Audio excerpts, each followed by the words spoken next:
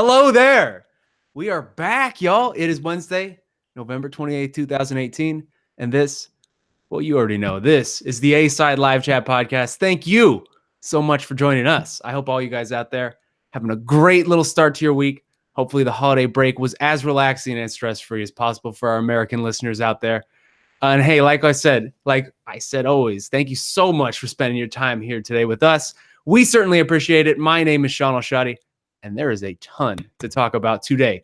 So, hey, let me not waste any more time. He already brought himself on screen. Let me bring in my guy here, the workhorse himself. He's coming at you not from the sweatbox in Los Angeles, but from his own house. You can see how filthy his house is, y'all. Mr. Marc Raimondi, how are things, Marc? What an introduction. Yes.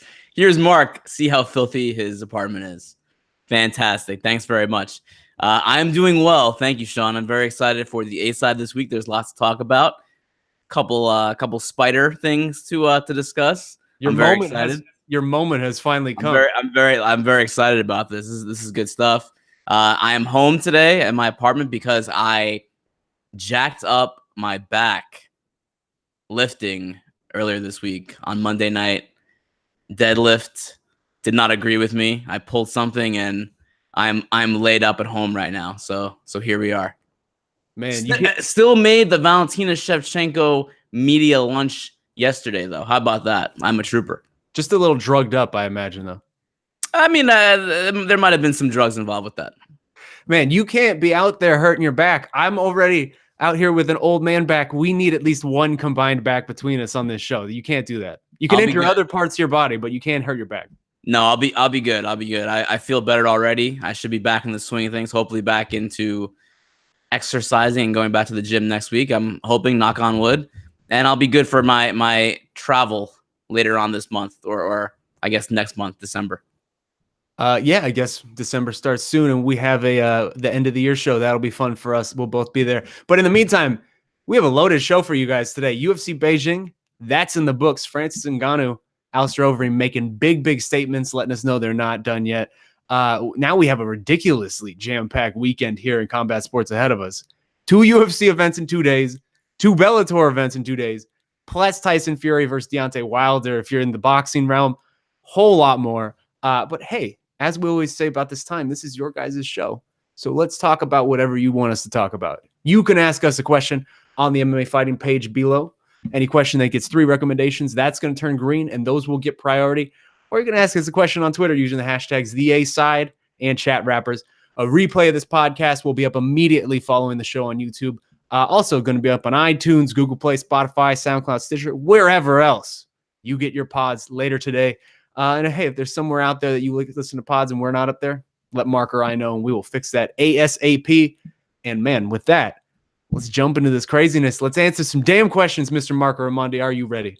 I was born ready, Shaun. Born ready. That is the energy we need. Now, first one's coming from the MMA Fighting page, from Jay Tiller Jr., who wants to know about UFC 231, which is next week. He writes, if Valentina Shevchenko loses to Joanna Jedrzejczyk, does she become the new Kenny Florian with losses and title shots? Ouch.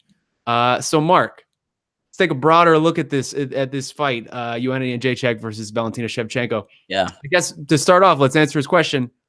If she loses, what does that do to her? Is she the Kenny Florian at that point of the women's division? No, it's not an adequate comparison, even if she were to lose to Jedrzejczyk, because I still feel like there is a home for her in both divisions where she could get multiple title shots again. I mean, let's say she loses to Joanna next week in Toronto. She could very easily go back to 135 and challenge for that belt. Her fight with Amanda Nunes last year was so razor close. It was almost a toss-up, especially leading into the final minutes, that she could easily earn another title shot against Nunes. And who knows if Nunes will be the champion even, next year. I mean, I imagine she will be, but there are other contenders out there. And then 125, look, even if she loses to Joanna, she could always earn a title shot back. That division is still new. There are a lot of interesting names in that division, but I mean, Shevchenko would be the favorite against a lot of those other women in the rankings. So I would say that would not be a fair comparison, although we have to see how it plays out next week. I still think Shevchenko is still a very viable contender in 2 divisions, even if she loses next week. Yeah, ouch. Using Kenny Florian as a barometer, that's a little rough. He's a good guy. Why you got to do him like that?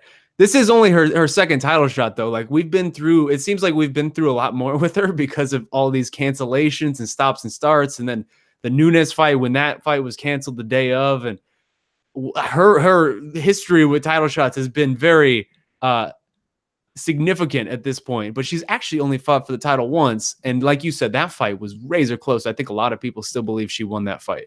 So we've seen her weigh in for more title shots than actually be in title shots. Significantly more title shots. I think 2 or 3, right? Yeah. Yeah, because the Nunes fight at UFC 213 last year where she weighed in, Nunes got sick the day of the fight and pulled out. And then, of course, Montano earlier this year, back in September, UFC 228, where Montano pulled out due to a bad weight cut, and Shevchenko was ready to go, and no, nothing.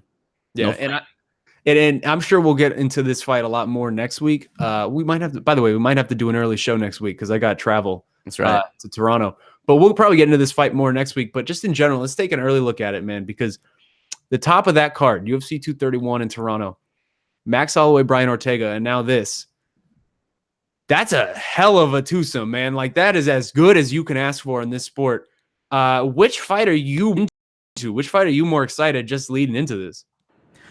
It's hard to pick between the two of them, but talking to Shevchenko at the media lunch on Tuesday got me very pumped up for the Joanna fight because there is just so much history between these two women that maybe a lot of MMA fans don't know. They fought 3 times the Muay Thai World Championships in 2006, 2007, and 2008, and Shevchenko won all 3 of those. And then after 2008, Shevchenko moved up a division, and then Joanna started a run of world championships. So these are, I mean, they have a history. They are 2 of the best women strikers to ever enter into MMA, and Shevchenko kind of has that.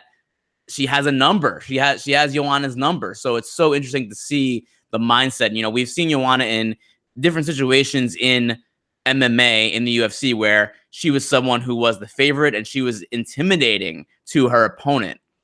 In the face-offs, I mean, we've seen so many interesting face-offs where she gets into her opponent's face and she kind of uses that as a tactic, as a mental warfare. Will she do that against Shevchenko, a woman who's already beaten her 3 times? I don't know. I'm very excited to see just that first face-off alone. And then, of course, the fight itself on paper is phenomenal. 2 of the best strikers, again, in the UFC, man or woman. I cannot wait for that co-main event. Also, man, I mean, just what does Joanna look like at 125? Because we've seen her at this point the past, 2 years, she really struggles with these weight cuts. It's been like a problem. What does she look like when she's not killing herself to make this weight? Are we going to see a completely different Joanna Jedrzejczyk? Also, is she just going to generally be bigger? Because Valentina is going to be a bigger woman than her, and I don't know that Joanna's used to being the much smaller woman. So how much size has she put on? Like, there's a lot of variables going into this that I am really into, man. Like, if I think back to it, I think maybe Cyborg versus Holly Holm would be the only fight that compares to this in terms of this might be the most skilled women's matchup in history, just in terms of mixed martial arts history. And I know we always are very reactionary. We're always proclaiming things to be the best ever or one of the best ever. But this actually genuinely might be, just in terms of skills and styles, one of the best fights ever in women's history. Oh yeah, I mean, these are women who owned the Muay Thai World Championships 10 years ago. You know, when they were in their early 20s, they had a monopoly over that title in that weight class. So it's just a phenomenal story, the history, Joanna moving up, and actually to your point about Joanna being smaller, Shevchenko said that they walk around about the same weight. They really are not that. There's not really a big difference. The only difference is that Shevchenko, when she was at 135, didn't cut anything, whereas Joanna maybe walks around in the 130s, and she was cutting to 115, and now it'll be to 125. So it really might be an even matchup on paper, and it's so fascinating because, you know, Joanna has had a better MMA career to this point because she was the longtime women's strawweight champion, and Shevchenko's probably had a better Muay Thai career. And Shevchenko's beaten Joanna. So there's so many different elements of this fight. There's so many layers. Again, as good as Holloway Ortega is, and there's a great story behind that as well. And of course, that's an amazing stylistic matchup. This one, I'm just excited for that whole fight week, for the face-offs, for the interviews. I cannot wait to see how that goes, because this is a whole different position for Joanna. We've seen her in wins, we've seen her in losses, but how about facing this person that she's never beaten in competition before, who is 3-0 against her? It's super, super interesting. Yeah. Well, hey, let's move on. Let's go back to the MMA fighting comments. Next question's coming from Unstable Puppet. Who wants to know about Marc Hunt. He says, with Marc Hunt's contract coming to an end, do you think there is any possibility that he could still make a deal with the UFC? I know he has had some heated words toward the promotion. I think that's putting it lightly. But the UFC still seems happy booking him in fights and paying him. Do you think they could possibly make as much money he could possibly make as much money fighting anywhere else? What big fights do you see for him outside of the UFC? What big fights for him still await inside the octagon? Thanks. Been listening since the beginning, and this isn't my first question. Maybe he meant is my first question. I don't know. Cheers. Hey, well, thank you for listening, and thank you for your maybe first question. So Marc Hunt, he is fighting this weekend. Yes. Kind of flying under the radar. I believe this is the last fight on his UFC contract. Maybe not. Maybe not. I think it might be, but I'm not 100% sure. Okay. Well, I don't want to assume then, but he has been trying to whittle this UFC contract down for a while. Yes. Do you think there's any chance he re-signs with the UFC after this? Because I'm going to go ahead and say I don't think so. There's always a chance. I mean, it's a weird situation because Marc Hunt is suing the UFC right now. He's in the middle of a lawsuit against the UFC in relation to UFC 200, where he fought Brock Lesnar. Brock Lesnar had his 4-month pre-USADA, pre-fight thing with USADA drug testing waived before that fight. And then, of course, we all know that Brock Lesnar then tested positive for a performance-enhancing drug after that fight. It was really in a pre-fight test, but it didn't come back until after the fight. Marc Hunt, we've seen him. He's been very angry about this. He's suing the UFC for a number of claims, including conspiracy and fraud and a host of things. So there's that whole situation there. So for those reasons, it would be weird to see him resign. On the other hand, they do like Marc Hunt. The UFC likes Marc Hunt. They like him because he's a draw, especially in Australia and New Zealand. He's a name. Headline. He's a name. He's a name. He's an exciting fighter. So he can headline Australia. He can headline New Zealand very easily. He can even headline other events. I mean, he's been a headliner in a number of places. So they like him for that reason. And Marc Hunt will probably make the most possible money in the UFC. So I would never say never, although he's been very adamant he doesn't want to be in the UFC anymore. It just is a matter of, does he want to fight after this? What are the options? One championship is obviously the kind of the hot spot right now where fighters have been going. That's not it. That's not it. That ain't it. That ain't it. Hey, you never know. You never know, man. I mean, in that part of the world, especially Australia, it's not too far for him to go to places like. Look, they're doing a Japan show in April, or I think it may be in late March. One championship. Marc Hunt headlining Japan or being on that card would be massive. Ryzen is out there. Oh, there you go. Bellator. You have a very long-winded answer. That's exactly where I was going to go with that. Ryzen, man. Marc Hunt in Japan. That's a thing. I seen him go back to fight in Ryzen, to fight in Japan, to fight in Saitama Super Arena, where he made his legend, where he built his legend. How cool would that be? That man is 44 years old, and he is still going strong. And I just looked it up while you were speaking. He is indeed fighting the last fight of his contract this weekend. So all right, this is the end of it. And he wants to keep going, man. He's not done, even at age 44. They really are kind of setting him up as they put him against Justin Willis. They kind of this is one of those, they're hoping the young eats the old type of thing. Justin can make a name off of Marc Hunt. But man, Marc Hunt in Ryzen or Marc Hunt in Bellator. You give me one of those two. You give me Marc Hunt versus Fedor. Oh yeah. Oh yeah. How about Marc Hunt versus Rampage Jackson? I'm on board all of this. There, that he will get paid wherever he goes because, like you said, he is a name. He is a one of the last few remnants of a nostalgic time for a lot of fans. The same thing as Fedor. He's going to get money wherever he goes. He's been making very good money with the UFC, but he's just done with the UFC, and I'm sure he can make very good money elsewhere. I would be stunned if he fought again in the UFC after this weekend. Let me throw one more possibility at you, Shaun. Golden Boy MMA. Marc Hunt in Golden Boy MMA. How about that? Marc Hunt versus Tito. Is that what you're lobbying for? Mark Hunt, Oscar De La Hoya at the podium. Mark Hunt sitting alongside him. No, man. Give me Ryzen or give me the Fedor fight in Bellator. Those are my two. I need them.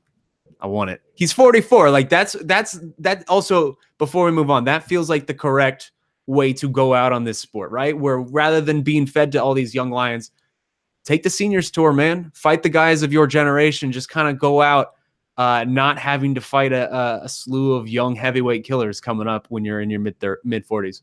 Yeah, no, in all seriousness, I'm very into Mark Hunt being in Ryzen or Bellator or both, because it does. I mean, they had that working relationship, so he could possibly do both.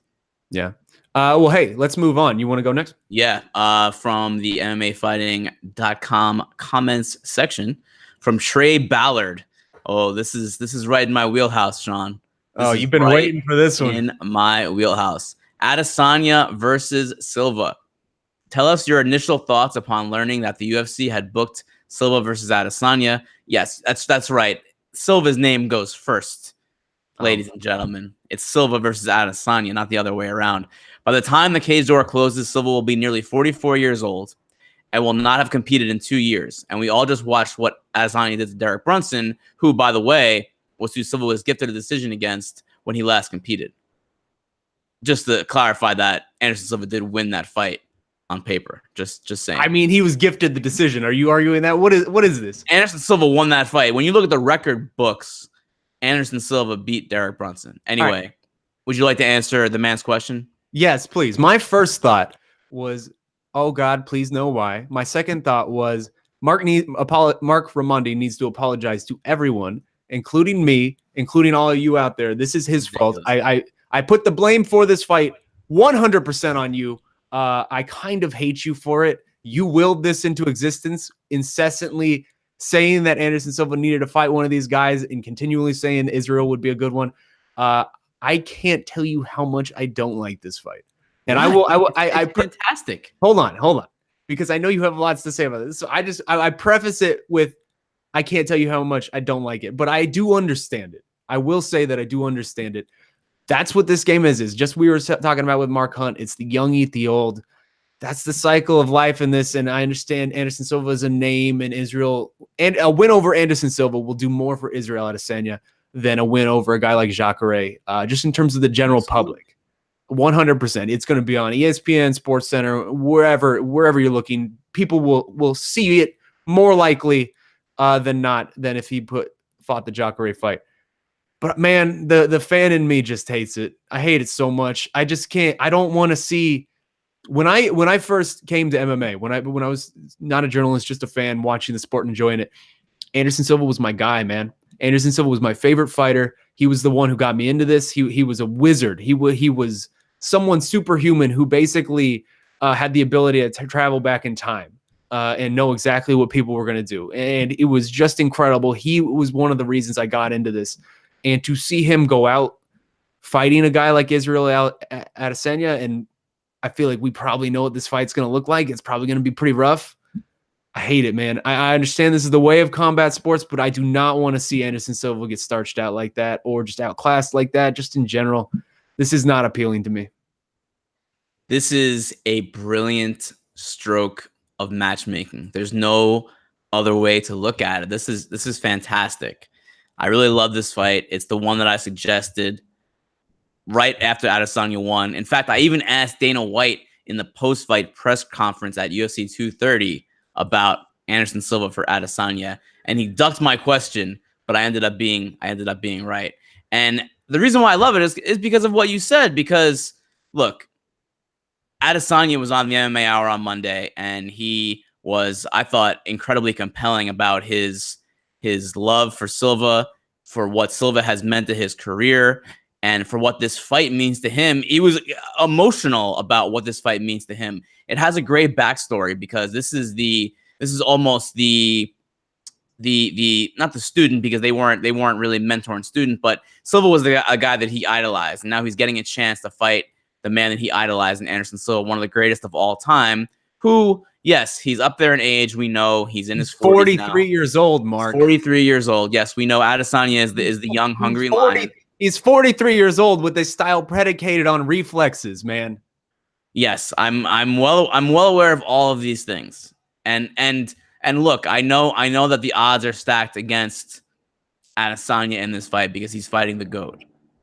I'm just kidding. Of course I know. Of course I know that Silva will be the big underdog. The last time he like legitimately won a fight was 2012. Let's look back at Anderson Silva's record, shall we? Let's look back. Let us do this. And at some point during this, by the way, I expect you to apologize for all of us. I wasn't kidding. Look, I need you to apologize if I'm going to. There will be no I make no apologies because look, like you said, Adesanya.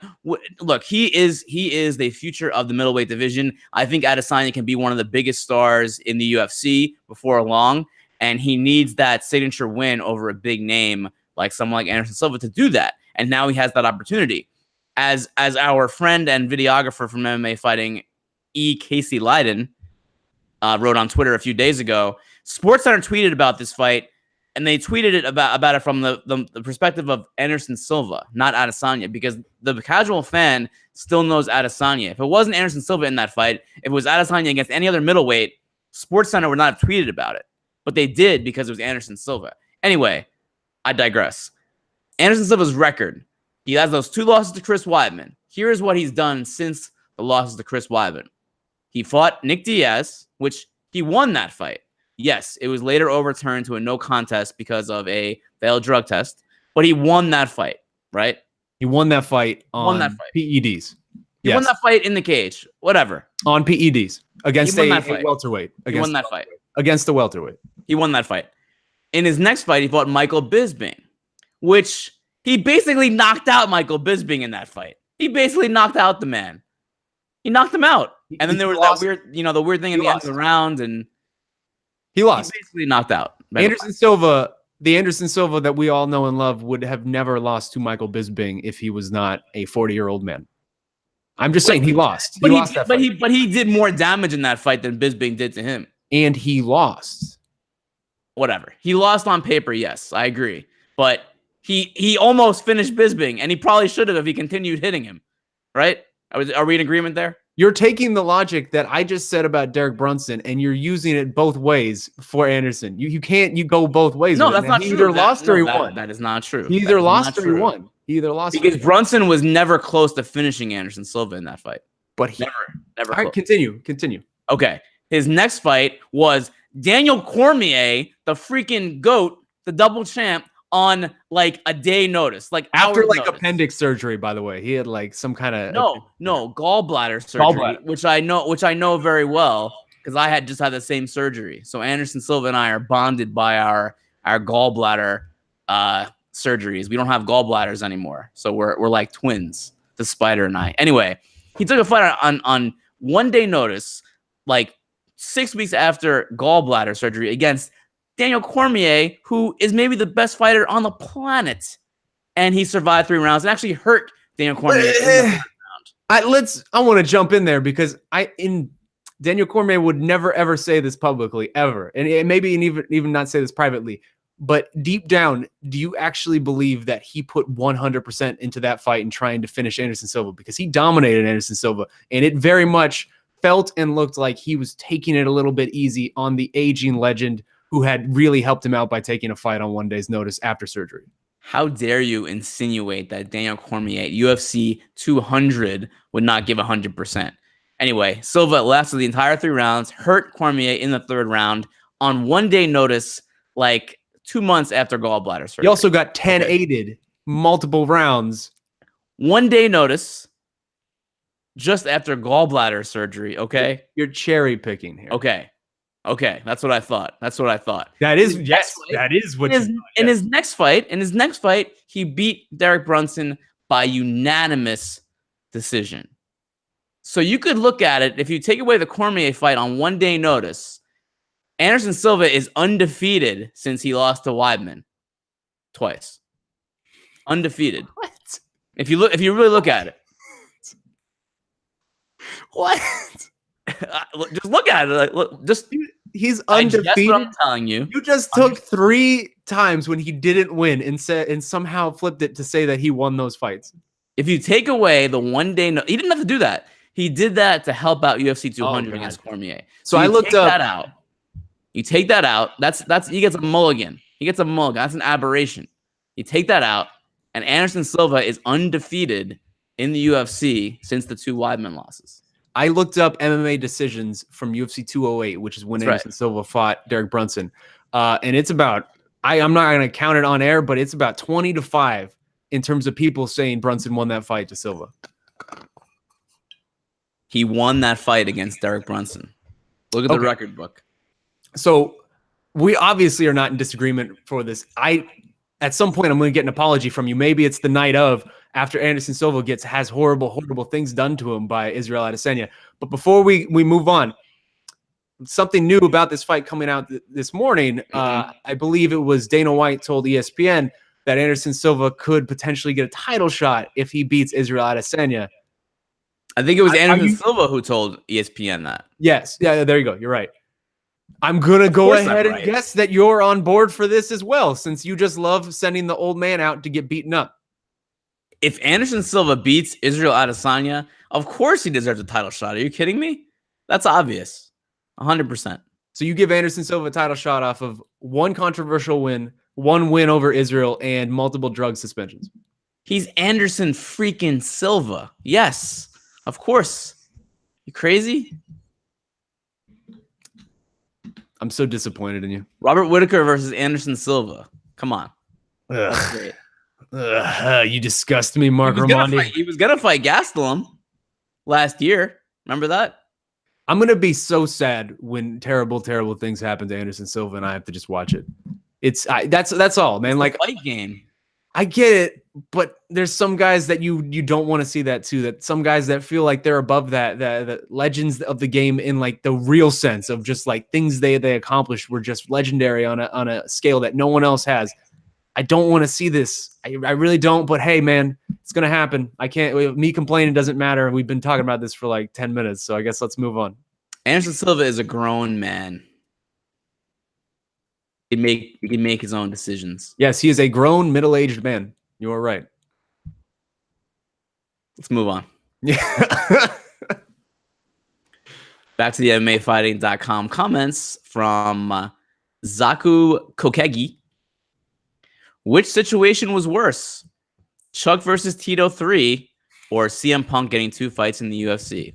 I think it's funny how Dana blasted Oscar De La Hoya for the Chuck fight, but he led an amateur into the UFC for 2 fights.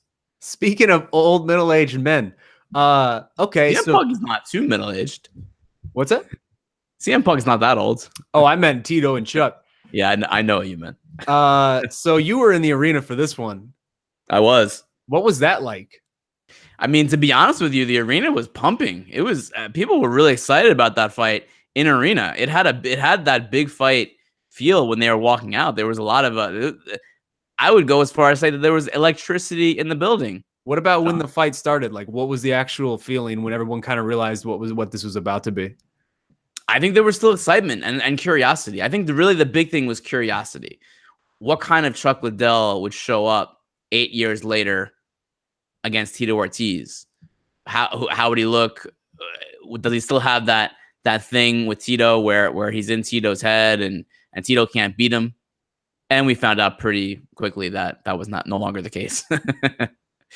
But no, it was to be honest with you, the arena was actually pretty pumped for the fight. It really was. There was a lot of excitement. Yeah, I mean, a lot has already been said about this fight, so I don't want to belabor it too much. I was critical of it before the fight, and afterwards, it left me feeling sad, man. It left me feeling very sad and almost like guilty for having bought into this and watched. I mean, I feel dirty every day covering this sport, so nothing new. That's true. I mean, now we even got news today from the California State Athletic Commission that Chuck Liddell has been suspended indefinitely. And if he wants to fight again, he's going to have to reapply for a license, or I mean, reapply to even get that suspension lifted from California. And every North American commission is going to honor that. Mm-hmm. So, I mean, it seems like this is probably the last fight we'll ever see from Chuck Liddell. I guess what are your final thoughts before we move on about this fight, having been there and just generally what we saw? Yeah, I mean, it's I have mixed feelings about the whole thing. I mean, obviously you don't want to see Chuck Liddell in that state, in that position on the canvas, face down, out cold after Tito Ortiz hits him with the right cross. It was tough. I mean, the whole build up to the fight was strange, right? It was kind of unorthodox in many ways, because it was Golden Boy. It wasn't the UFC. It was kind of a different format. It was we've talked about the promotion and how it was lacking. I do think they picked it up, and I thought that Liddell and Ortiz both did a great job, at least themselves, promoting the fight. If maybe Ostovich La Hoya and Golden Boy did not. But the whole thing was weird, and then fight night came, and it was really happening, and those two guys were, and there was excitement, and I was on board by like Friday. I was on board with it. Chuck Liddell, yeah, he was kind of like a little gimpy, and he was a little bit slow looking, but he did look great. He was in great shape. I mean, hold on. You're saying before the fight, he looked okay. Yeah, but I mean, I'm talking about as far as his physical shape. He looked like he was in good shape. It looked like, for whatever it's worth, it looked like he put the work in, right? It looked like he at least got into good shape for, hey, look, when I'm 48 years old, I would love to look the way that Chuck Liddell looked last week, right? Are we in agreement with that? Sure, that's fair. Yeah. So there was that element of it, and Tito was always in great shape, and he looked like he was in phenomenal shape too. So it was like, yeah, these two guys are old, but it looks they're not just doing this. They're not just going through the motions, right? They actually were serious about this fight. They both got into fantastic shape to do this fight. Now, that doesn't always translate into fight skills, and it's obvious Chuck Liddell is no longer at that level. I mean, he just doesn't have the speed, the mobility, the reaction time, I mean, et cetera, et cetera. And that was pretty obvious from the jump in that first round against Tito. Okay, can you remember ever Tito one-shotting somebody like that? Like, that's just, I don't know that he's ever done that in his career. Yeah, I mean, look, and I think Tito is actually still pretty good, honestly. Which is crazy. Yeah. I mean, working with Jason Perillo, I think that Tito's stand-up game has actually improved a lot. It would have been nice to have him like earlier in Tito's career, when he was really just more of a wrestler and ground and pound guy, but his striking has come along. But look, I mean, it's hard to say, because he was fighting Liddell, who was just at 48, not the Iceman of old by any stretch of the imagination. And that's sad, man. It sucks. It's like the way that Anderson Silva kind of brought you into the sport is I kind of got back into the UFC in those years where it was Liddell and Ortiz and Couture, and they had that amazing rivalry, the three of them, and they all fought each other. That was really what, I mean, it got me back into the sport after it was like in the dark ages for a while, the sport, and that kind of lifted everything back up again. And the second fight between Tito and Chuck was the first million pay-per-view in UFC history. So it was a really big deal back then. And I remember those guys being these larger than life figures. And then, X amount of years later, here we are, and I'm covering it, and I'm still looking at these guys, as larger than life figures, but they're older, and the fight played out the way it did. So it was a weird swing of emotions, and I'm glad CSAC is now indefinitely suspending Liddell. It would probably take a good amount. It would take a lot for him to be cleared to fight again in the US or Canada. I would imagine. I guess he could go overseas and fight for Ryzen if they want him, or wherever else. But it seems like, at least domestically and in Canada, anywhere that the ABC kind of oversees, I don't think Chuck Liddell is fighting again, and that's probably the right choice.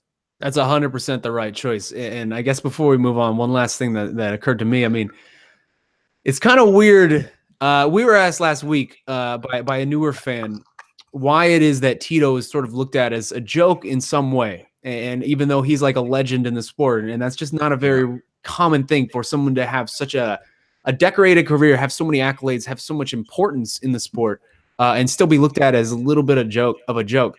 But man, that joke just keeps getting the last laugh on everybody, man. Tito Ortiz's like final chapter, this weird chapter he's been able to engineer for himself over the last several years in Bellator and now in this, he continually keeps getting the last laugh on people. The Chael Sonnen fight, he really went out in a sort of like a storybook type of retirement, where this guy's talking so much trash and then he puts him away and around. And now Chuck Liddell, after like 12, 10, 8 years of this rivalry, he's the one that gets the last laugh again. And like you said, he's like still like a viable fighter at this age, which is really just crazy, man. For someone who has so many things that people laugh at, he really has one of the best end of career chapters that I can remember for a legend, for someone of that era who has continued on. It's really quite crazy. And I mean, his work ethic is just absurd. I mean, it's just, say what you will and joke about Tito Ortiz, but the guy has always been just a fiendish worker in the gym. I mean, the guy is just you can't stop him. I mean, he just look how good he looks at 43. It's and those guys were, those guys are tested by CSAC, which, it's not maybe USADA level, but CSAC is one of the more viable commissions as far as drug testing in the country. And those guys weren't on anything. Nothing came back. I mean, Tito looked phenomenal. Yeah. I am really curious. Last week we set the over under for pay-per-view buys at 50,000, and I took the under. You took a push around 50,000. Yeah. I gotta say, man, I don't know if it was obvious on social media, but the metrics in terms of traffic for that event when it was happening blew me away. They were way bigger than I ever expected. It felt like people kind of came to it at the last second. I'm curious about those pay-per-view numbers. I'm sure we'll get them soon, but I think it's pretty obvious that it was more than 50,000. Yeah, that might have done a lot more. We underestimated it. We really did. It seemed like it was very last second too, of people just kind of finding out about it. But maybe the promotion was better than we thought. Maybe we underestimated the promotion. But I still think it was Liddell and disagree so hard. We did not underestimate the promotion. The promotion was terrible. It could have been a couple 100,000 if it would have been promoted correctly, despite how much of a farce it ended up being. But hey, we'll get those pay-per-view numbers soon. Hopefully we don't have to ever see Chuck Liddell fight. Hopefully he's able to be rich and happy in retirement. And let's move on. I do want to address, I think we missed the actual question about CM Punk. I would say that in terms of what's worse, it's hard to say what's worse and what's not, but I'll say this. I don't think CM Punk was ever really in danger. I don't think his health was really in danger in those fights. You know what I mean? Whereas, you send someone like Chuck Liddell, he passed all the medicals and everything, but he's 48. We've seen him get knocked out a lot late in his career. There's a reason why he retired 8 years ago. So there was that question of health about Liddell going to that fight. Whereas I don't feel like CM Punk was really in danger of being hurt more than an average fighter would get hurt in an average fight. You know what I mean? Does that make sense? Yeah. It's not like Johnny Hendricks at the end there, but I think that's my take on it. I don't think it's really any worse or better, but I don't think CM Punk there was never like a commission like health issue for me with CM Punk, especially like he was fighting guys that were around his same experience level. I mean, it didn't work out in his favor, but I don't think he was really ever in danger of being hurt badly by those guys. Yeah. So next up, coming up from the MMA fighting page, more Chuck Liddell. So we'll just briefly get this coming from Vegetable Police, who is brutal. Who wins? Chuck Liddell versus a non-caffeinated Luke Thomas. You guys are so mean. Oh my God. I mean, I don't know, man.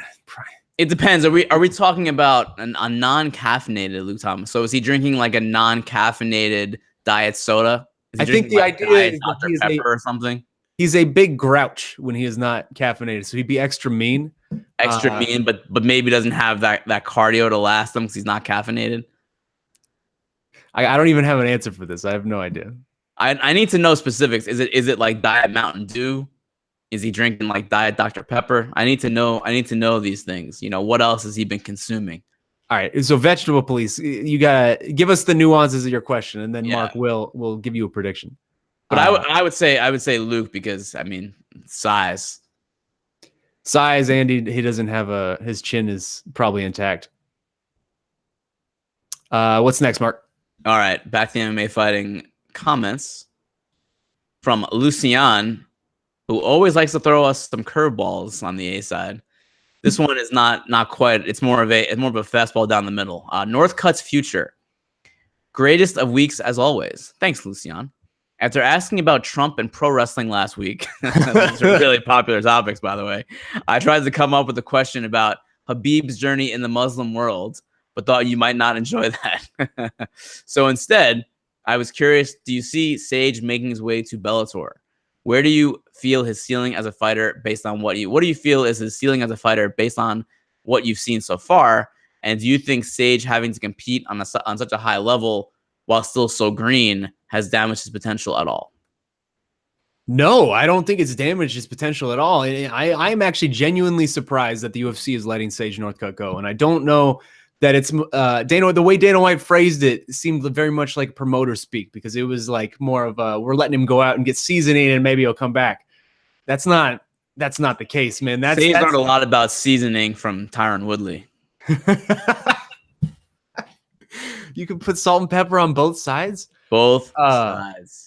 Yeah, no, I don't think that's the case whatsoever. I think it's that he's found out he can make some big money elsewhere, and they just don't want to match that contract for someone who maybe isn't bringing in the level of fan support that would match a six-figure contract like that. Because the way that the UFC has handled Sage Northcutt has been very strange to me, because they brought him in and they dealt with all the growing pains early. They dealt with sort of letting him figure out who he is as an athlete, figure out who he is as a man, sort of grow into this role. They brought him in his teenage years and promoted him very heavily, and it was obvious that it was too much too soon. But now they're letting him go right when it's starting to really coalesce together, because he is at Team Alpha Male. He finally has a team, a world-class team around him. He kind of was a nomad for a little bit, where he was traveling between teams and couldn't decide whether he wanted to do college and all of that. Now it's really just settled that, this is my life. I'm going to train at Team Alpha Male. And we've seen it, man. He's picked a weight class. He's staying at welterweight, which is a much better fit for him long-term with his body. And we've seen this like genuine improvement from him over the last couple of fights. His last fight against Zach Otto was tremendous, just in terms of the level of growth. And you can really see him now starting to use those natural just physical gifts that he has in a really positive way. Letting him go now is rough, man. Because UFC did all the dirty work. The UFC did all the hard work to build him up, and now someone else is about to go make him into a star. This feels like either Bellator or one championship, one of those two. And I would actually put money on one championship. I think he would do very well over there. He is his demeanor, the way he is so pleasant and so non-confrontational, just in terms of the lead up to fights. That's very much in the one championship way. That's how they kind of like their fighters over there. And he's the stereotypical American, right? Like he's the blonde, blue-eyed surfer guy from the West. Like, I don't know. I feel like that would really hit over there well, and they could match him up against people he'll look impressive against. I think Sage Northcutt is about to get paid. Yeah, and he should be paid, certainly. I think I would not close the door on his return to the UFC. I still think that is very possible, because I feel like a little bit of what Dana White is saying is negotiating in the media. Oh, yeah, we're just going to let him go. I don't think that's a done deal yet. I think that there's probably still negotiations going on behind the scenes. So I think that, and I think that Sage Northcutt probably wants to still be in the UFC. But if someone else offers him more money, of course he's going to go and get that more money. There are options, and I do think he'd be a great fit, as you said, at one championship.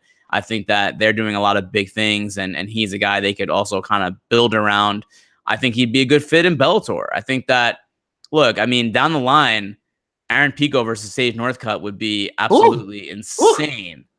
Would be absolutely insane. The weight classes, and he's still so young. Apart. The weight classes are very far apart, but I don't know. No, I mean, Pico has fought at 155 before, and Sage has fought at 155 before. So, I mean, they could always do that down the road. Who knows? I mean, there's other great options for Northcutt as well in Bellator, and I think they would also do it right as far as building him up. Although I think he's at the point now where he doesn't really need to be built up. I think that he is close to he's kind of past his formative years, and I think he's in the area where he's not quite peaking, but he's about there.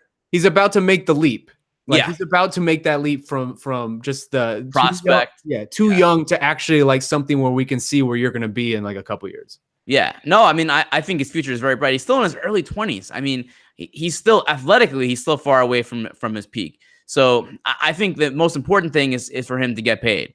Go where it makes the most sense for you. But I don't necessarily want to rule out the UFC being that just yet, despite what Dana White has said, look, Dana White said a few months ago that Yair Rodriguez is gone. He's done. He's out of the promotion. We don't want fighters like him. And then literally like 3 or 4 months later, Yair Rodriguez has the greatest knockout in the history of the UFC, maybe. So these things happen all the time when Dana White talks. I mean, he's being a promoter. He's being a negotiator. So we'll see where Sage ends up. As long as he ends up where he's going to get the best fit and the most money, that's the most important thing for him. Yeah. What a life Sage Northcutt is living, man. He is a 22-year-old kid who's about to get paid at least a 6-figure salary per fight. Yeah, I mean, he should. I mean, he should. He's a guy that right off the bat, there was interest in him. I know he got a lot of criticism from some of his fellow fighters and fans for how much he was making even right off the bat in the UFC, but he's always a guy that has had interest. People want to see him. People click on stuff that we write about him. He's an interesting guy, and he has all the marketability in the world. So we'll see.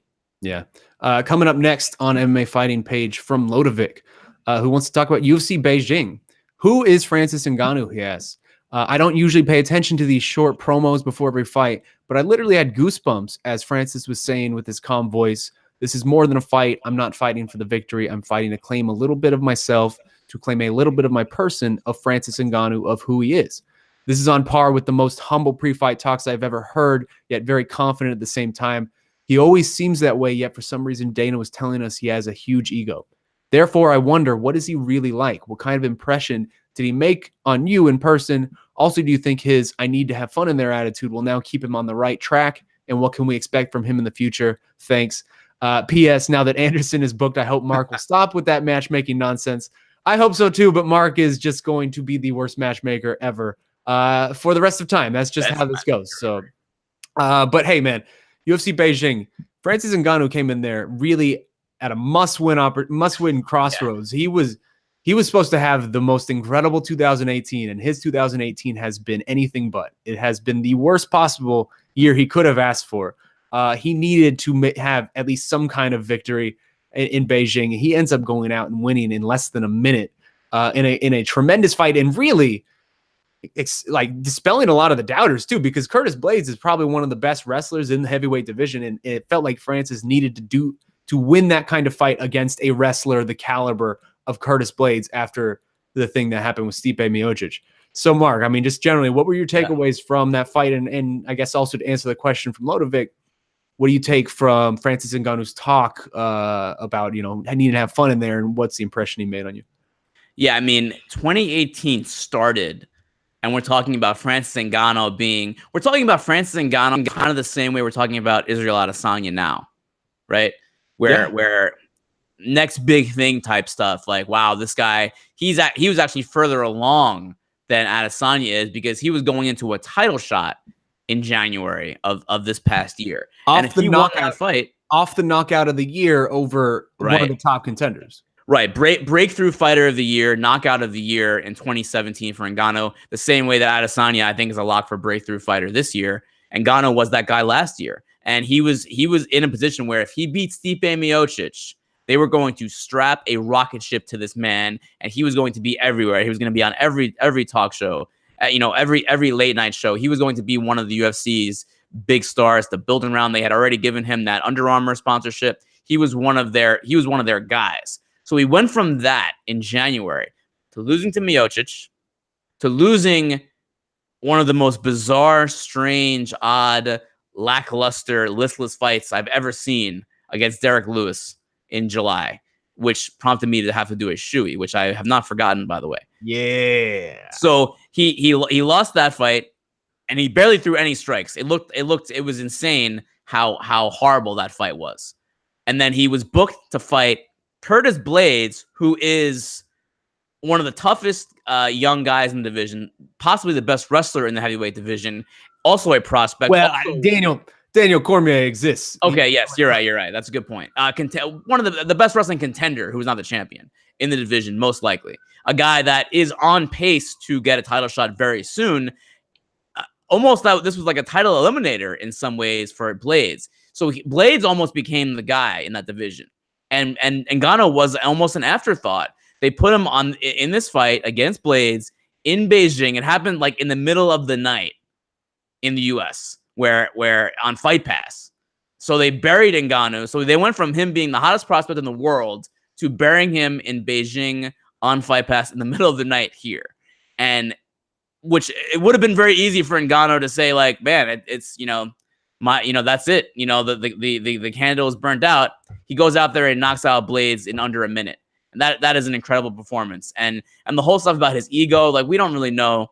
We both talked to Ngannou, and I've always had a good impression of him, and I feel like he's very introspective.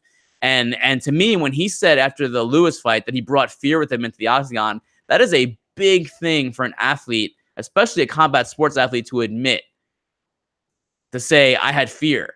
You don't want to admit that as a fighter, that there was fear involved, and he did. And that to me, that was a big sign. That was a sign saying that, you know what, this guy is self-aware enough to fix his issues and fix his mistakes. And he did it. And I think that we can go right back to last year, where I think this guy is he's still young enough to be a big player in this sport, not only in terms of skill, but in marketability. I think he's a guy that people want to see. And if he continues it, I mean, the heavyweight division is going to be in transition next year with Cormier retiring. I could see Ngannou getting a title shot next year. I really could.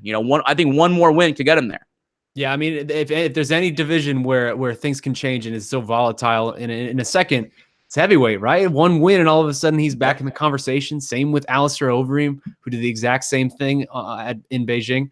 To answer the question, my personal interactions with Francis have always been very positive. I mean, he is a very imposing man in person. Like, it's pretty ridiculous how giant of a person he is, but he is always been very friendly, very welcoming, and he kind of exudes very smart, very intelligent. Yeah, I mean, he speaks multiple languages, and he kind of exudes like a very welcoming presence, if that makes sense, where like he could very easily be a scary person to talk to, but he's very welcoming, and it makes it easy for you. He didn't know like any English when he started in the UFC, and now he speaks it like perfectly, like fluently. Yeah.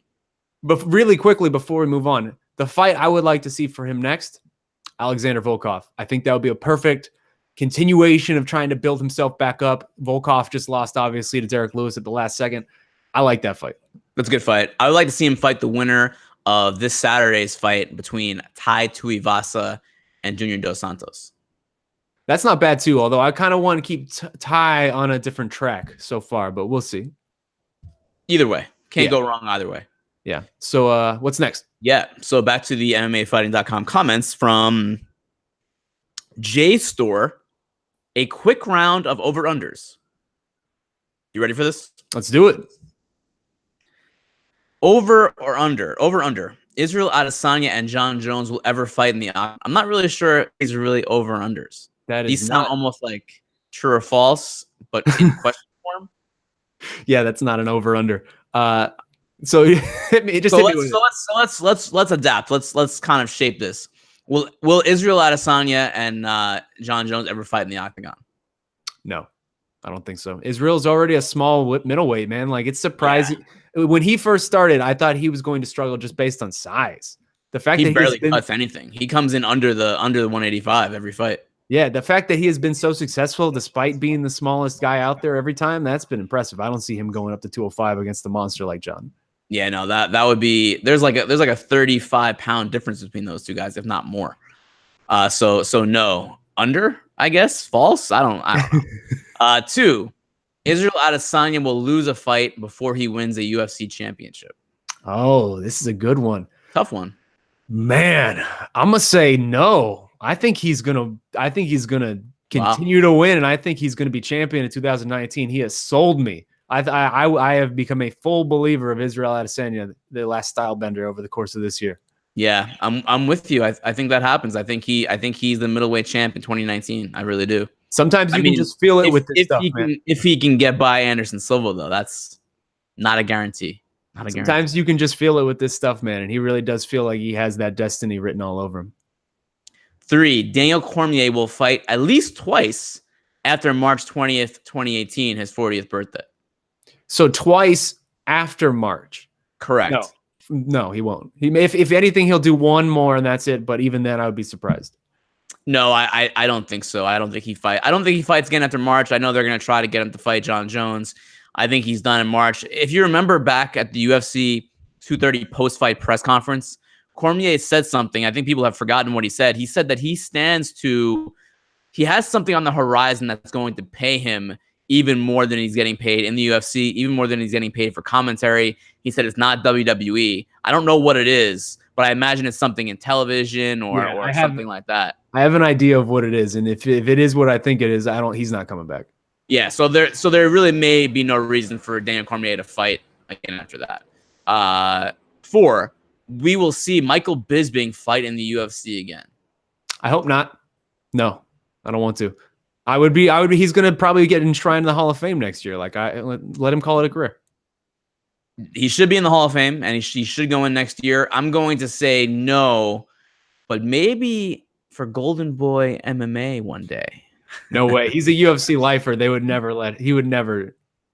So was Chuck Liddell, my friend. So was Chuck Liddell. Very different circumstances. Michael Bisping was never promised forced to retire and promised a career for the rest of his life, and then had that taken away from him very quickly.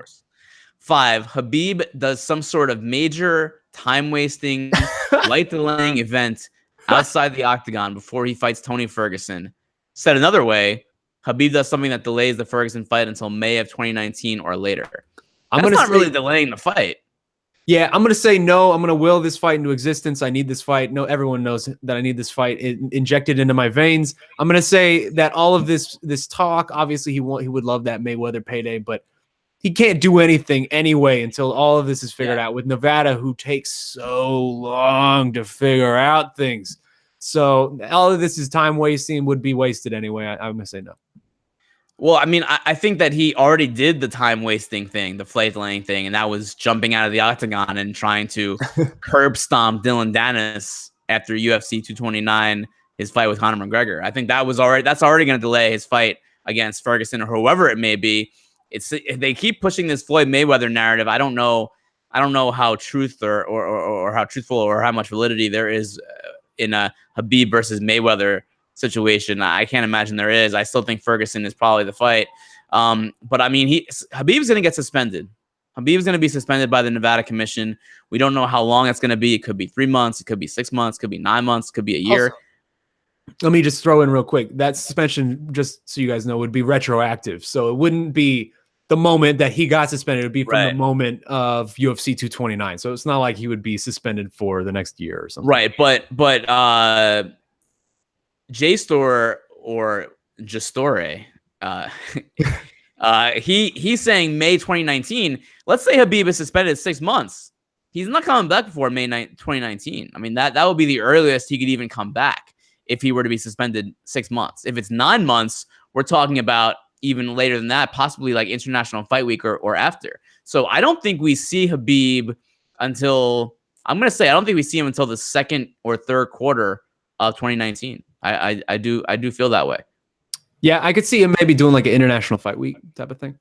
Yeah, I mean, I could see him fighting in July next. I don't think that's necessarily fight delaying. I think that's just how that's the situation that we're in with the commission.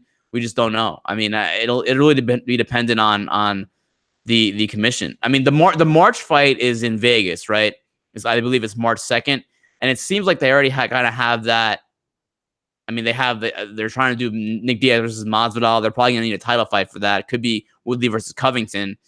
That's Vegas. And then after that, we don't know. They haven't announced anything after that. They probably won't go to Vegas again until May or July. And they're going to want Khabib to fight in Vegas, you would imagine, because he's a big draw. So we may be waiting until May or July to see Khabib. All right. Well, hey, let's move on. Next coming up from the MMA fighting page from Hefe01. Who writes, Paige VanZant versus Rachael Ostovich. Is this a battle of beauty queens for the UFC to show off on ESPN? They are both beautiful women, he says, and pretty good fighters, but does the matchmaking make sense other than the intention of their beauty drawing eyes to the event? P.S. I hate what Rachael Ostovich has been through, and she deserves a ton of respect for still wanting to fight after these horrible events. What do you think, Marc? Yeah, so, I mean, just to touch on that last point by Hefe, Rachael Ostovich's husband, Arnold Berdone, was arrested last week on second-degree assault charges. He's being accused of, I guess, punching her repeatedly about a week and a half ago over the weekend. I think it was on November 18th. So he's facing, obviously, charges in Hawaii And when it first came out, the police said that she had a broken orbital bone. It sounds like, and thank goodness that is the case, that the injuries may not be as severe as initially thought, which is really fantastic news. And she'll be able to take that fight January 19th against Paige VanZant. This is great news, because it first came out, people heard that she was seriously injured, and it was like, wow, this is horrible. It's still bad news, but at least she's healthy enough to get back and fight again in January. Wasn't as bad as initially thought. Because that was a big opportunity for her. If she would have lost that opportunity, because that would have been terrible. Huge opportunity. And look, I mean, I think there's a lot of things going on in her life, and I'm sure that it's been an absolute struggle. I can't even imagine, where she's at now. But I was talking to Jessica Rose Clark about, I guess, 2 months ago now, when her fight with Andrea Lee was booked. And Andrea Lee is going through a very similar thing that Rachael Ostovich is going through, where her husband is being accused of domestic violence, domestic abuse. And Jessica Rose Clark is fighting Andrea Lee, and Clark has been through the exact same thing, where her ex-boyfriend was convicted in Australia of domestic abuse of her. And what Clark told me was, it's actually really good to fight. It's actually good to get back in the gym and concentrate on work, their work is fighting. So she was actually happy to take this fight against Lee, even though they are friendly, because she knows that it's actually best for Lee to get back in the gym and concentrate and focus on fighting. So that's why she was down for that fight, which is going to be in Milwaukee in December at UFC on Fox. So it's probably a good thing in many ways for Ostovich to get back in there and focus back on fighting and not on some of the other stuff that's going on in her life right now. And if she's healthy enough, this is a huge opportunity for her against Paige VanZant. A win over VanZant on ESPN Plus or Big ESPN, wherever it'll fall, will just be massive for her career. It would take her career to the next level. So of course, that's something that she's trying to get. And by the same token, VanZant, the same thing. She needs to get back on track in the 125-pound division. So it's a fight that makes a lot of sense for both those women, and it's a marketable fight. Of course, they're both. Yes, Rachael Ostovich has a 4-4 record in the UFC, but TMZ has been covering this story about this alleged domestic violence. She's a name that people care about. She has marketability. She has a lot of fans. Paige VanZant has a huge fan base. So yeah, it makes sense on a number of levels for this fight. It's actually a very good matchmaking, I think. Yeah, I mean, obviously, I echo everything you said about hoping Rachel's okay. This is a very terrible situation. It is good for her to still be able to fight and still be able to take advantage of this opportunity despite everything that's going on in her life. Obviously, we wish nothing but the best for her. To answer the question, yeah, this is pretty obvious matchmaking. It's pretty obvious where they were coming from with this. It's a big show on ESPN, and it's pretty easy to see through the logic behind this matchmaking of two very attractive women that they can just throw pictures of them up there and people will probably click on it. It's very true. The same way that we click on Luke Rockhold pictures, right? Yeah, something like that. Look, being attractive in combat sports is important. I mean, it definitely helps. It doesn't hurt. It definitely helps. George St. Pierre would not be, true or false, George St. Pierre would not be as popular if he wasn't an extremely good-looking man. I would say that's unquestionably true. He is my fiance's favorite fighter, and it's a lot of that is because of how attractive he is. That's 100% true. It matters. This is the entertainment business. It's show business. That's how it goes. Back to the MMAfighting.com comments from Trumbo. Well, actually, we kind of already kind of addressed this. Yeah, I mean, you already went through all of this, so I don't know. This is an Anderson Silva question. We all know that he's the GOAT and he's going to beat Adesanya next month and whatever. Just kidding. Moving on from Matt the Dunk in the MMAfighting.com comments. Under the radar fights this weekend. Tough finale, UFC Adelaide, 2 Bellator events. Hey, fellas. This is an interesting weekend with 4 UFC/Bellator events. Yes, it's a very busy weekend, Matt the Dunk. I can't remember when that might have happened before. I think we're all pretty psyched for the big fights, RDA versus Usman, JDS versus Tuivasa, etc. But what are some under-the-radar fights this weekend that we should be tuning in for? Thanks. So there's 4 Bellator/UFC events in 2 days, which is pretty wild. So it's going to be a busy weekend for us. Great. Can't wait for that. But it's weird because, like, at least on the Bellator side, right? So let's start there.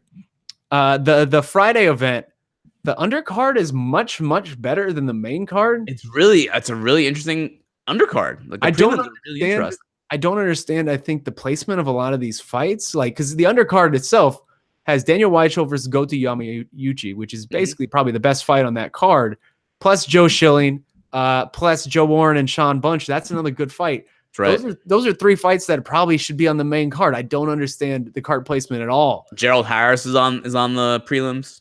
Yeah. So I mean, there's enough to like on the Bellator side. For the UFC, I mean, Shogun's fighting this weekend. There's a lot of if you go up and down, there's little nuggets for you to pick. What's like 1 or 2 that you're looking at? Well, I mean, Anthony Shevchenko's debut against Ji Young Kim is very interesting to me. That's on the Tough finale on Friday in Vegas, and I believe that Shevchenko, who's actually Valentina's older sister, can be one of the top contenders at 125 too. Like, I think they may have a decision to make in a few fights where how are they going to shake it out with who's gonna lead that division. I think Shevchenko is that good. Antonina, I mean, that's a really good fight. On the Tough finale, there's also Joseph Benavidez versus Alex Perez at 125, which I think is a fantastic fight at 125. I mean, if that division wasn't going the way of the Dodo Bird probably next year, that's one of the best fights in that division. It's a top prospect against the long-time number 1 contender, really, at 125.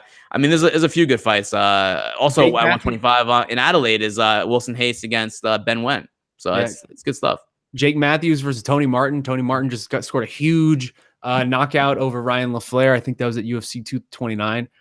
He's been on a nice little run. Jake Matthews is obviously a very good prospect. Mark Hunt, Justin Willis. Like, there's a lot to like over this weekend. If you combined the 2 UFC cards, you could build a very good UFC card. And if you combine the 2 Bellator cards, you could build a very good Bellator card. So there's a lot of fluff too, but there's a couple good ones there. When you say Tony Martin, you mean Anthony Rocco Martin, right? Is that his middle name? He's changing his name. What do you mean? He wants to be referred to now as Anthony Rocco Martin.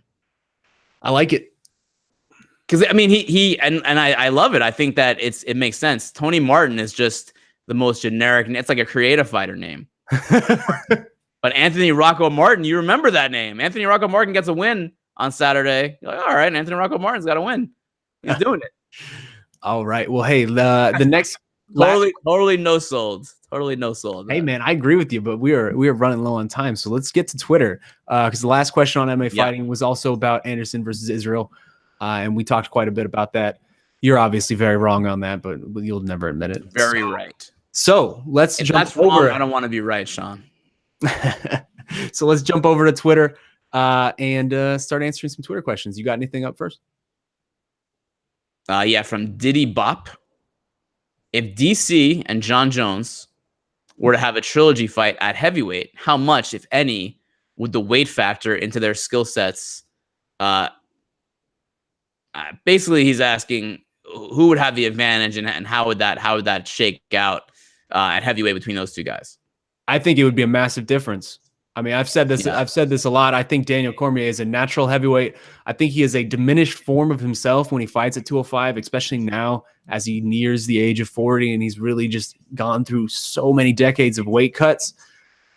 He's a different animal at heavyweight. He should have never gone at 205 in the first place, and he never probably would have unless Cain Velasquez, of course, because of Cain Velasquez. So I think that's a very different fight at heavyweight, and I really, really want to see it. If Daniel has one more after his birthday, I hope to God it's John Jones at heavyweight. I hope they just give those guys as much money as they need to settle that, because to me this rivalry is still very unfinished.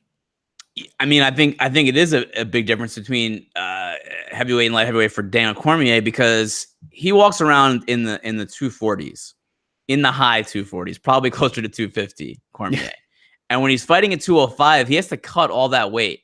So he has to start his diet. He has to start a calorie deficit while he's still in camp training to get to 205. That's a big cut.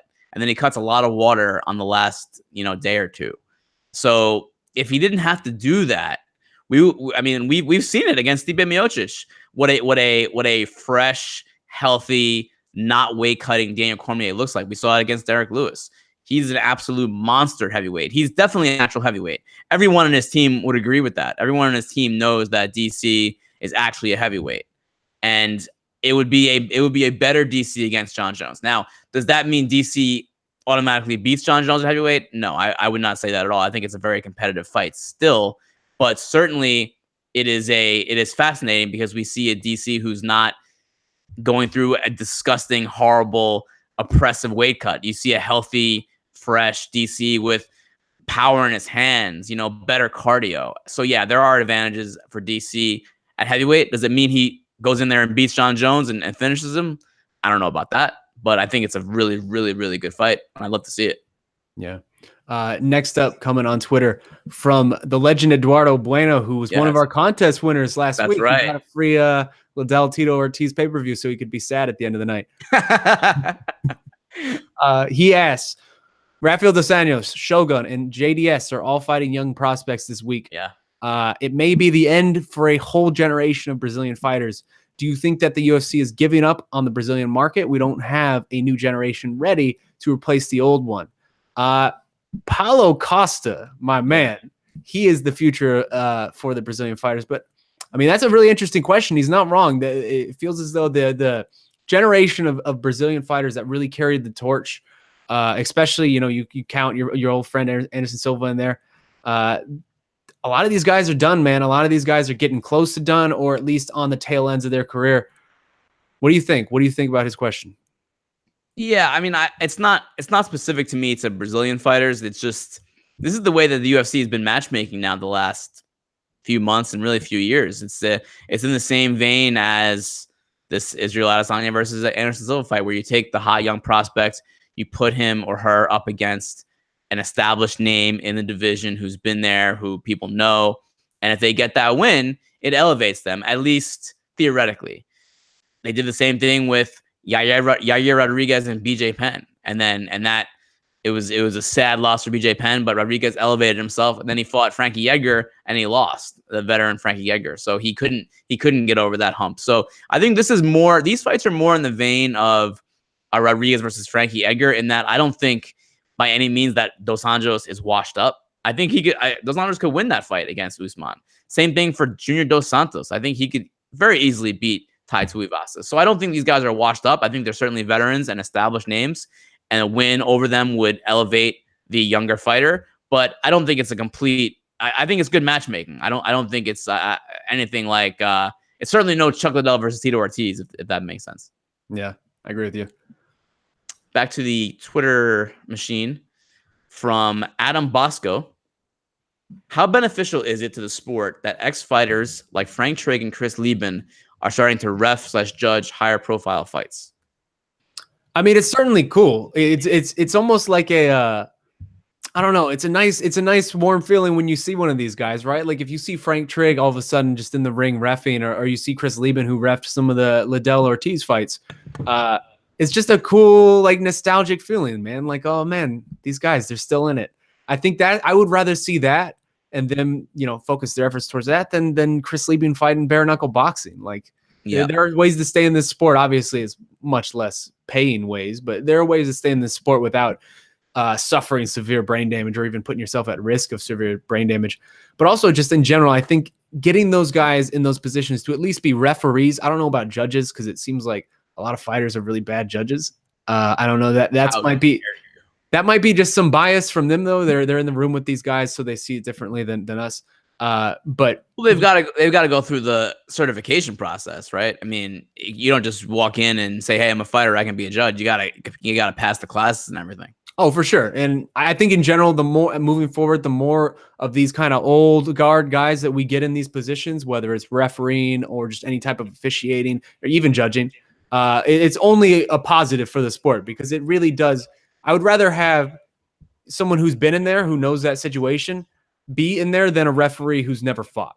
That's why Herb Dean's always being considered one of the best, is he's fought extensively. Same with Marc Goddard. A lot of these guys who are the top refs in the sport, they have fighting careers before they were referees. So I think it's very important to just generally have that sort of background and knowledge, and it's going to be positive moving forward if this continues.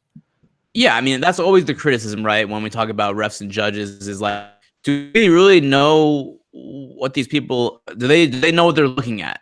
Are they aware? Especially when it comes to judging, it's like you see some scores and it's like, do they realize like what was going on the ground in that exchange? Like, do they know? Like, do they train? Do they understand?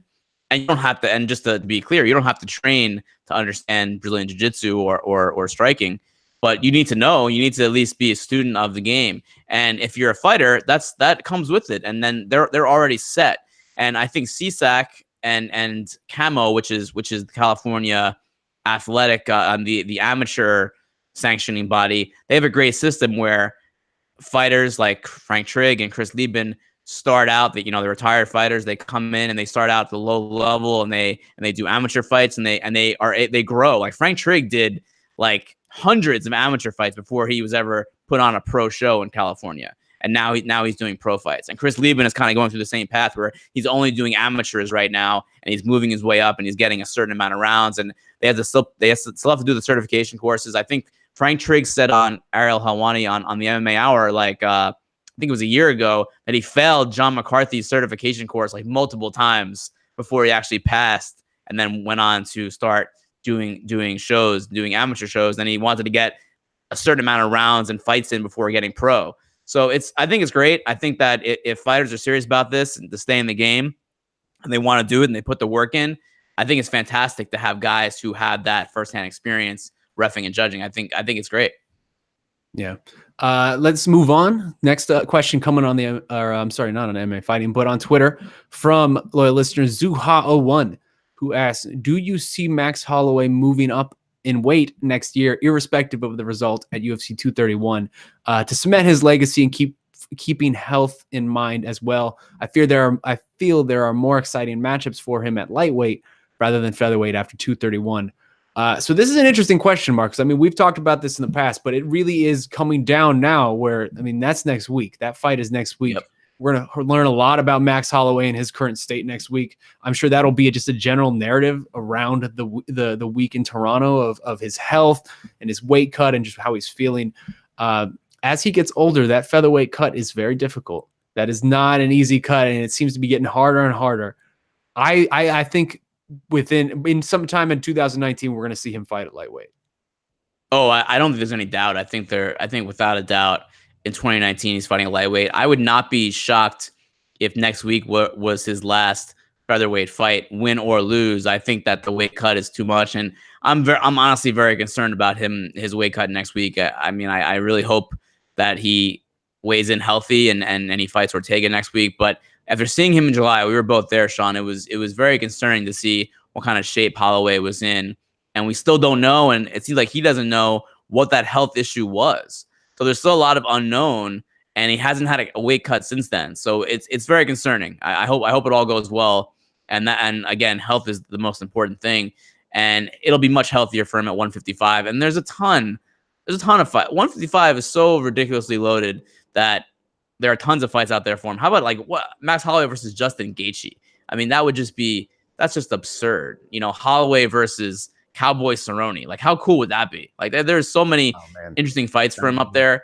I would like to see him do that before long, and I have a feeling that's probably going to be after this fight next week.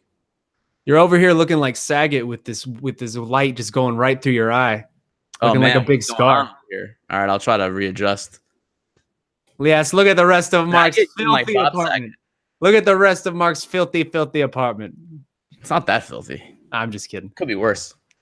Next up, let me see. Oh, this is a good one. Thank you for asking this.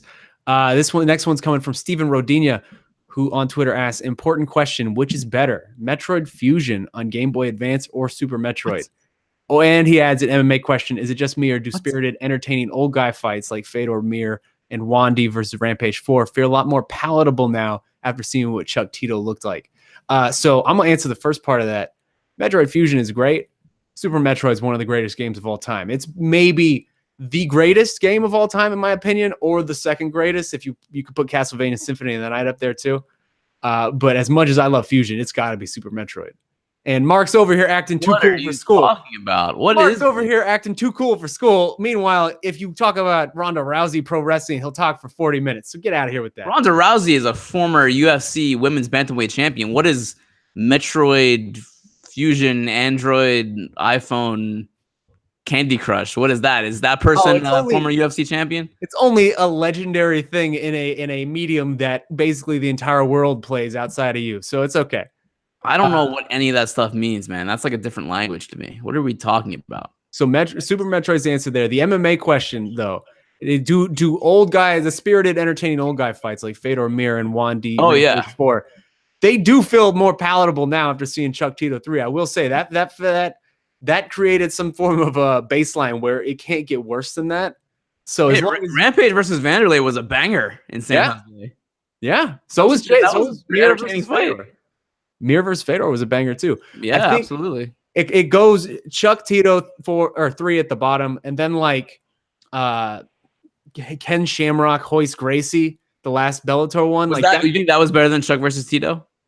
Barely. Those are like the bottom 2. As long as you beat that little, you clear that mark, you clear that hurdle, it's more palatable, I'd say. Chuck Liddell versus Ken Shamrock, who wins?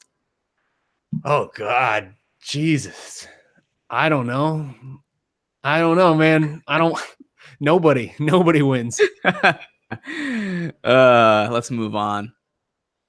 From DJ, is Rob Whittaker underrated? Champ by mid-20s after going up in weight, beat Jacare and Romero twice, and it seems the talk is always about how scary they are, not the one who beat them. Also, will you be in Adelaide or Melbourne to do another shoey? We will not. No one will be in Adelaide. As far as Melbourne goes, I don't know yet. I would like to go to Melbourne. I've never been to Australia. Would like to go. Don't know about a shoey though. But I guess if I'm in Australia, I'd probably have to do one, right? That's the rule? When in Rome, right? You got to do it. No, I said Australia, not Rome. I said Australia. Okay. Yeah, I think Robert Whittaker is extremely underrated because he's not a big talker. He just does not. He doesn't talk any trash at all. He does not really promote himself all that well. And that's fine for him. I think that he's okay with that. He's comfortable saying what he wants to say, and that's it. But yeah, I think he's extremely underrated. He is really, really, really good. He's really good, Whittaker.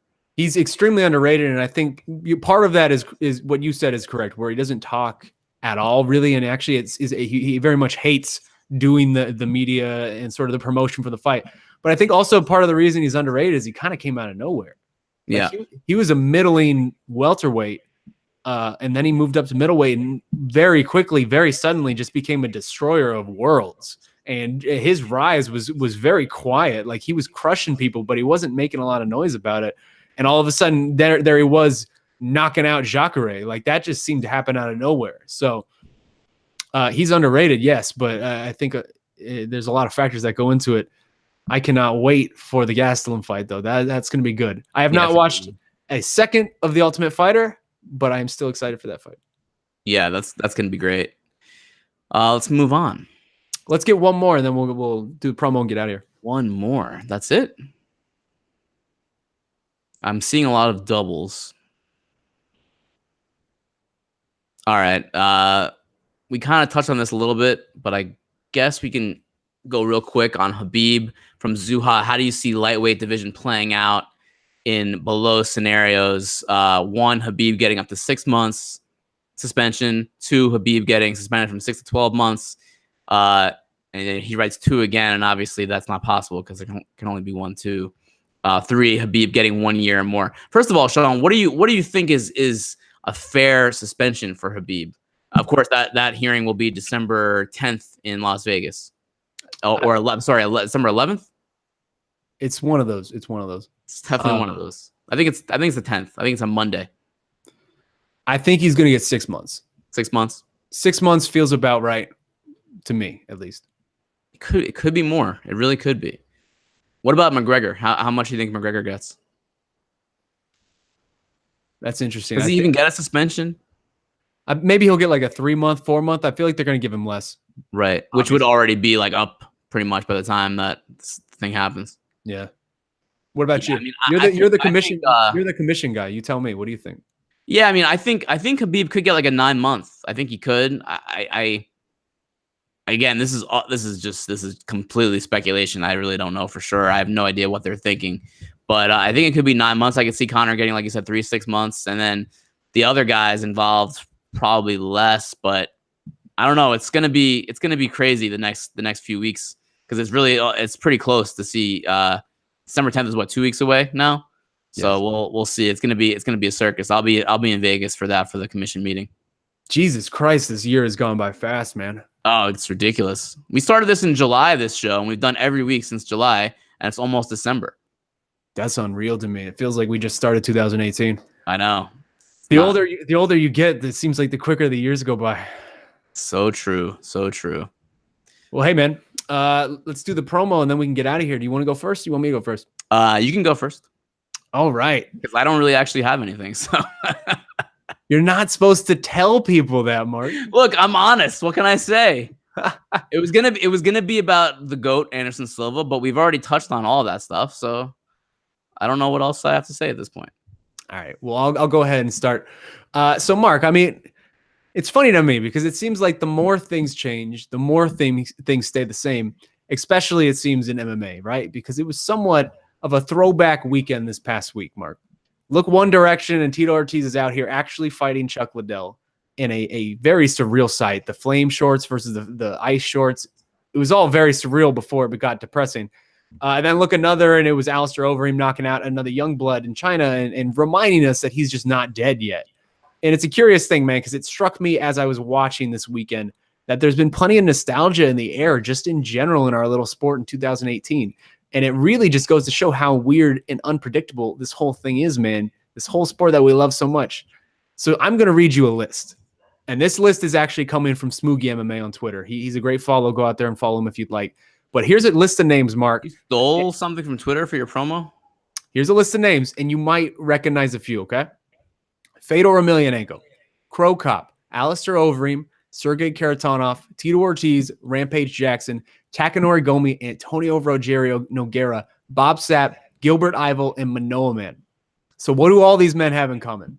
They're all part of a pioneering class that first drew me and a lot of others to this sport, yes.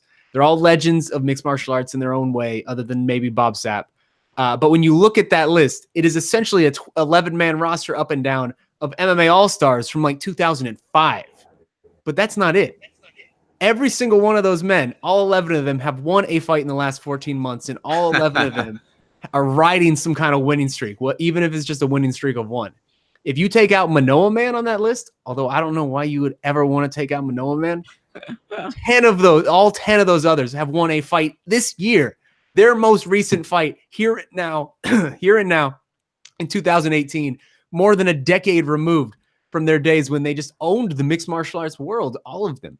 And they are all still at it, still pushing forward, many of them in their late 30s, some in their early, mid 40s. And so, man, just really for a lot of these guys, it seems like there's no time to sign a slowing either. Fedor is headlining a massive show, obviously, to kick off Bellator's 2019 campaign. Crow Cop has won 9 straight fights, all via stoppage, 8 of them knockouts. Sergey Karatanov is undefeated in his last 6. Alistair Overeem is still out here grinding UFC title contention. Tito Ortiz keeps retiring and then coming back and getting the last laugh over and over again. To be honest, man, it's just incredible. It's incredible what this class of old guard stalwarts has really been able to do and continues to be able to do long after they've helped establish the game for the rest of us. So, hey, this one goes out to the old guys in MMA, man. Pour one out for your favorite legend because a lot of them are still going at this, and it really is remarkable. All right, I got a promo. Oh, I like this. I got it. So I literally just came up with this as you were talking because I wasn't listening to what you were saying in your promo. So this is really starting out great. I love where this is going. Go for it. What I was going to say, and I'll keep this brief, is that 2019 has a chance to be. There's a plane going overhead. I don't know if you can hear that, but it's pretty distracting. 2019 has a chance to be the first year in a number of years where there is a great deal of attention placed on promotions in MMA outside the UFC. And a lot of the promotions that are outside the UFC have positioned themselves to make 2019 very big with them. Starting with Bellator, of course, they had that January show at the Forum, headlined by Fedor versus Ryan Bader. Gegard Mousasi's on that card, Aaron Pico. It could be a very big year for Bellator in 2019. Could be a very big year for one championship, and it probably will be a very big year for one championship in 2019. They have Demetrius Johnson now. They have Eddie Alvarez. Maybe they sign Sage Northcutt. They already have a very talented roster already there of fighters from all over the world. They're going to Japan next year for the first time. Could be a very, very big year for One Championship in 2019. Could be a very big year for Rizin in 2019. They have Floyd Mayweather going over there on December 31st and fighting an exhibition, maybe, against Tenshin Nasukawa. But there'll be more tension in 2019 for Rizin. They have a very good women's division. They always have something up their sleeves. Maybe Mark Hunt. Maybe, hey, who knows? Who knows? But it could be a very big year for Rizin in 2019. And you could add other promotions to that as well outside the UFC. Titan FC is going to Kazakhstan later this month. Brave FC is doing very well. ACB is still around. KSW. Martin, have you seen Martin Ford? That guy is an absolute unit. He's fighting for KSW in 2019. My point is that for the first time, I think in a number of years, maybe even since Strikeforce was still around, there will be a lot of attention placed on non-UFC fights. And I think that's very good for the sport. I think 2019 will be a very good year for MMA, and hopefully that continues on in the future and beyond. But it should be a very, very interesting year for a number of promotions, and I'm looking forward to it.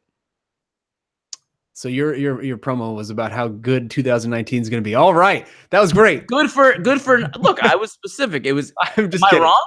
Am I wrong? I'm just busting balls. Yeah, no, you got a point. This time last year, when you were looking at 2018, you couldn't say that about a lot of these promotions. You couldn't say that about one. You couldn't really say that. I mean, you can say it about Bellator a little bit, but not as much as you could now. You know, with what they've done. I mean, the Bellator welterweight Grand Prix is going to really kick off in earnest next year. That's going to get, it's going to get really interesting. I'm excited for it. I hope to travel to more non-UFC events next year. I hope to go to KSW. I really badly want to go to KSW. I want to go to KSW. Really, really badly want to go. We'll see. I'd love to go to Poland for that, but we'll see. Yeah, man. A lot of interesting, exciting stuff is on the horizon, and you can be sure that we will be there to cover all of it. So, hey, in the meantime, this has been another episode of the A-Side Live Chat Podcast. Thank you so much, you guys, for watching. We really appreciate it always. Some great questions today. Like we said, there is a ton ahead this weekend on the combat sports schedule, so keep it locked to MMA Fighting for all of that. We will cover everything, and I'm actually really looking forward to Tyson Fury versus Deontay Wilder, too. That's going to be a really good fight. So we got a lot coming up. In the meantime, a crazy weekend. God. Crazy weekend. So in the meantime, a replay is going to be up on YouTube almost immediately. You can catch the rest of this on Spotify, Stitcher, iTunes, SoundCloud, wherever you want to get it. We will be there. That will be updated, or that will be uploaded, I'm sorry, later this day. And hey, thank you for spending another Wednesday with us, or Thursday or Friday, whenever you're listening to this. We really appreciate it. We will be back next week, most likely on Tuesday because of travel again. But we will definitely keep you guys posted. So keep it locked to Mark and I for that, and we will let you know. In the meantime, I hope you guys have a wonderful rest of your week and really enjoy the fights. For Shaun Al-Shatti, that is Marc Raimondi, and this has been the A-Side Live Chat Podcast. A-Side.